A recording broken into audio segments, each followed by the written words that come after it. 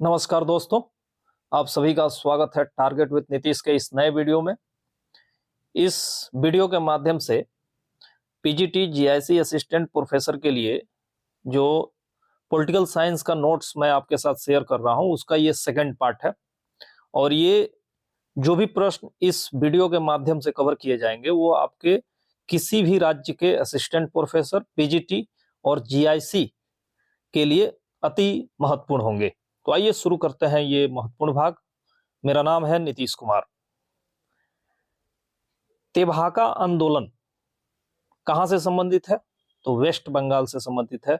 वही अगर आपसे प्रश्न पूछा जाए कि वनवासी सेवा आंदोलन कहां से संबंधित है, तो यूपी से संबंधित है। इसी प्रकार दो इंपोर्टेंट पुस्तक का नाम है क्रिटिक ऑफ पॉलिटिकल इकोनॉमी या सिविल वॉर इन फ्रांस। ये किसकी पुस्तक है? कार्ल मार्क्स की। क्रिटिक ऑफ पॉलिटिकल इकोनॉमी या सिविल वॉर इन फ्रांस किसकी पुस्तक है? कार्ल मार्क्स की। इसी तरह अगर पूछा जाए कि सामाजिक और शैक्षणिक रूप से पिछड़ों एससी एसटी के लिए विशेष प्रावधान करने की छूट राज्यों को भारतीय संविधान का कौन सा आर्टिकल देता है? तो आर्टिकल 15 सब क्लॉज 4। इंडिया पाक, इसमें हम भारत और पाकिस्तान के बीच कुछ महत्वपूर्ण बिंदुओं पे जो विदेश नीति का पार्ट है उसको देखेंगे। जैसे इसमें लिखा है कि भारत और पाकिस्तान के मध्य कश्मीर पर अधिकार को लेकर विवाद उत्पन्न हुआ, आप जानते हैं सभी, जिसका तत्कालीन पीएम पीटी नेहरू ने शांतिपूर्ण समाधान ढूंढने के लिए यूएनओ की मध्यस्थता स्वीकार की थी।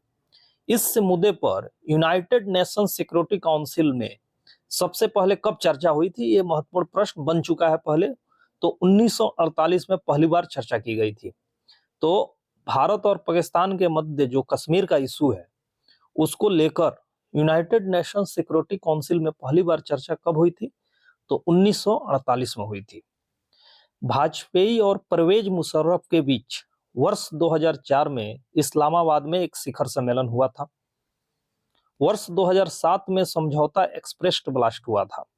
तो ये प्रश्न भी बन चुका है कि समझौता एक्सप्रेस ब्लास्ट कब हुआ था? वर्ष 2007 में। और ये ट्रेन जो है दिल्ली से लाहौर जाती थी और आती थी। यह हफ्ते में 2 बार चलती थी ये ट्रेन, और इसे 1976 में शुरू किया गया था। ये एक्सप्रेस कब शुरू किया गया था? 1976 में शुरू किया गया था। और आप जानते हैं कि 1976 में भारत का प्रधानमंत्री कौन था?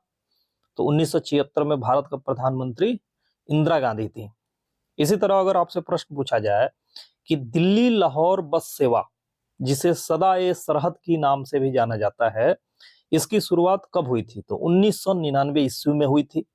19 फरवरी 1999 को इस बस के उद्घाटन के मौके पर इंडियन पीएम वाजपेयी इस बस के माध्यम से लाहौर में एक समिट अटेंड करने के लिए रवाना हुए थे। तत्कालीन पाकिस्तानी पीएम नवाज शरीफ ने उनका स्वागत बाघा बॉर्डर पे किया था। आप जानते हैं कि ये जो है एक बॉर्डर है जो भारत और पाकिस्तान के बीच में पड़ता है, बाघा बॉर्डर। अगस्त 2019 से यह बस चलना बंद कर दी। क्यों चलना बंद कर दी? क्योंकि जम्मू कश्मीर का जो स्पेशल स्टेटस था उसको भारतीय राज्य के द्वारा हटा दिया गया।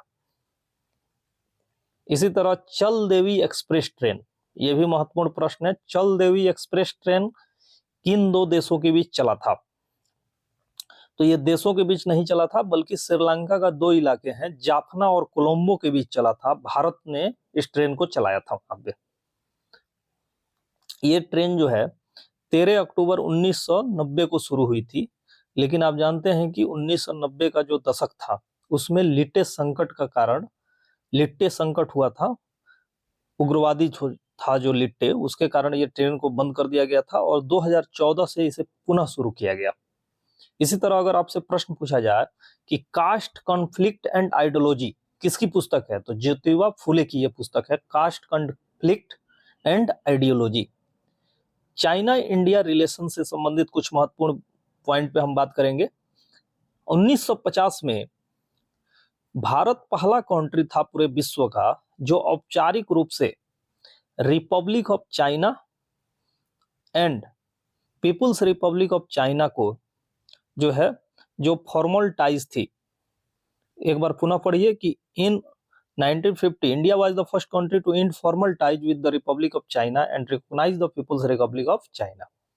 इसका सीधा मतलब हुआ कि आप जानते हैं कि ताइवान जो है, जिसको रिपब्लिक ऑफ चाइना कहा जाता है, और पीपुल्स रिपब्लिक ऑफ चाइना जो है, वर्तमान जो चाइना है उसको कहा जाता है।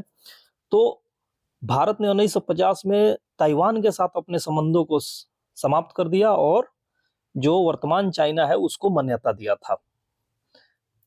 इसी तरह दलाई लामा 30 मार्च 1959 को तेजपुर असम के रास्ते भारत में एंट्री किए थे। पंचशील समझौता कब हुआ था? 1954 में हुआ था, भारत और चाइना के बीच। 1 अप्रैल 1950 को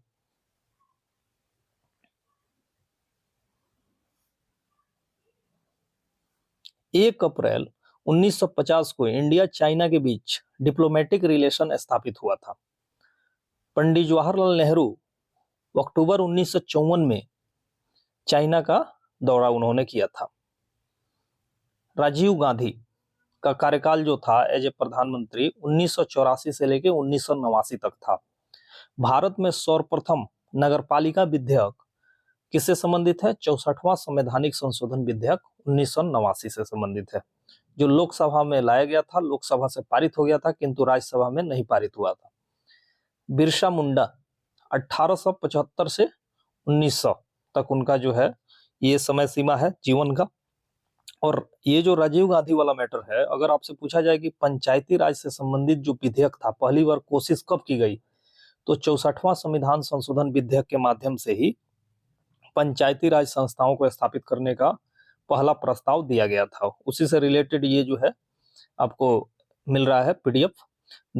ये जो है 64वां संविधान संशोधन विधेयक 1989 राजीव गांधी के समय में पेश किया गया था ताकि पंचायती राज संस्थाओं को मजबूत किया जा सके, लेकिन ये राज्यसभा में पास नहीं हो पाया।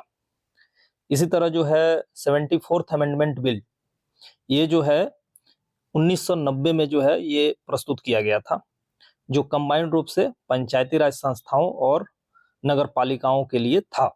1990 में पेश किया गया था, लेकिन ये भी बिल जो है पार्लियामेंट में डिस्कस नहीं हो पाया था। इसी तरह पीवी नरसिम्हा राव ने जो है एक कॉम्प्रिहेंसिव रूप से एक अमेंडमेंट बिल बनाया था, जो 72वें संविधान संशोधन विधेयक जो सितंबर 1991 में लाया गया था। और फाइनली जो है 73वें और 74वें संविधान संशोधन विधेयक दिसंबर 1992 में पास हो गया था। 73वां संविधान संशोधन विधेयक के माध्यम से आप जानते हैं कि पंचायती राज संस्थाओं को मान्यता दी गई थी और इसे 24 अप्रैल 1993 को लागू कर दिया गया था। इसी तरह कॉन्स्टिट्यूशनल अमेंडमेंट बिल 74वां संविधान संशोधन जो है ये 1 जून 1993 से लागू हुआ था, जिसके माध्यम से नगर पालिकाओं को मजबूती प्रदान की गई थी और उन्हें संवैधानिक मान्यता दिया गया था। तो 73वें संविधान संशोधन के द्वारा भारतीय संविधान में भाग 11 जोड़ा गया था। वहीं 74वें संविधान संशोधन के माध्यम से भाग 12 संविधान में जोड़ा गया था। तो ये सभी पॉइंट को आप याद रखिएगा। बिरसा मुंडा जो है उनकी मौत 1900 ईस्वी में हैजा के कारण हुई थी। ये एकमात्र जनजातीय नेता हैं जिन्हें भारतीय संसद के संग्रहालय में चित्रण किया गया है। राज्य के मंत्रियों पर अभियोग केवल राज्यपाल के अनुमोदन से हो सकता है। पीआईएल किसकी देन है? यूएसए की देन है। पीआईएल की शुरुआत chief justice of India PN Bhagwati 1985-86 के कार्यकाल में आया था। तो भारत में किस चीफ जस्टिस ऑफ इंडिया के समय में पीआईएल की शुरुआत हुई थी? तो पीएन भगवती। और पीआईएल सबसे पहले किस देश में लागू किया गया था? तो यूएसए में लागू किया गया था। और भारत में भी सबसे पहले पीआईएल की शुरुआत गुजरात से हुई थी। इसी तरह अगर अत्रांकित प्रश्न जो होता है, आप जानते हैं ये लोकसभा में एक दिन में 230 अतारांकित प्रश्न ला सकते हैं और राज्यसभा में इसकी कोई लिमिट नहीं है। विभाग संबंधी संसदीय स्थायी समितियों की व्यवस्था हेतु लोकसभा नियमों 1989 में संशोधन किया गया था। भारत तिब्बत रिलेशन, रूस के प्रभाव को तिब्बत में बढ़ने से रोकने के लिए भारत के तत्कालीन वायसराय लॉर्ड कर्जन ने 1903 में तिब्बत फ्रंटियर कमीशन नामक एक मिशन तिब्बत भेजा था। कमीशन को फ्रांसिस यंग हस्बैंड की अध्यक्षता में भेजा गया था। 3 जुलाई 1914 को शिमला में भारत और तिब्बत के बीच शिमला संधि पर संधि पर हस्ताक्षर हुए, यही मैकमोहन रेखा का जन्म हुआ। हालांकि साल 1959 में लिखे चीन के पीएम जू पत्र में मैकमोहन लाइन को ब्रिटिश की एग्रेशन पॉलिसी का प्रोडक्ट बताया गया था।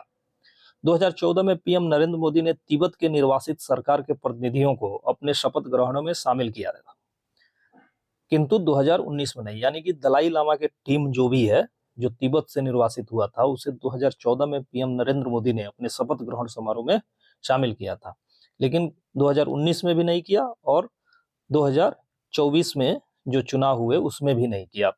मार्च 2018 में दलाई लामा के भारत आने के 60 साल पूरा होने के अवसर पर थैंक यू इंडिया समारोह का आयोजित दिल्ली के बजाय धर्मशाला में आयोजित किया गया, जो कि हिमाचल प्रदेश में है।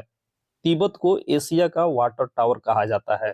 इसके ग्लेशियर ब्रह्मपुत्र, मिकांग, यांगजी और सिंधु नदी के लिए जल स्रोत है। इसके कारण तिब्बत को एशिया का वाटर टावर कहा जाता है। राजनीति मानव समुदाय द्वारा अपने समस्याओं से निपटने की प्रक्रिया है। ये कथन किसका है? हेराल्ड लासवेल का है। इलिटिस्ट थ्योरी के सपोर्टर कौन है? लासवेल है, मोस्का है, सुम्पीटर है, सी राइट्स मिल है। इसी तरह उच्चतर शक्ति केवल डाकुओं का झुंड बना सकती है, राज्य नहीं। ये कथन है जीन बोदा का। तो दोस्तों, ये रहा आज का दूसरा भाग, पॉलिटिकल साइंस, जो मेरे द्वारा बनाया गया सेल्फ नोट्स है, उसके माध्यम से मैं ये प्रस्तुत कर रहा था। आपको ये वीडियो कैसा लगा? आपके लिए ये उपयोगी कितना लग रहा है जब आप प्रीवियस ईयर सॉल्व कर रहे हैं? ये जरूर बताइएगा। इस एपिसोड से दीजिए अपने दोस्त यानी नीतीश कुमार को इजाजत। नमस्कार।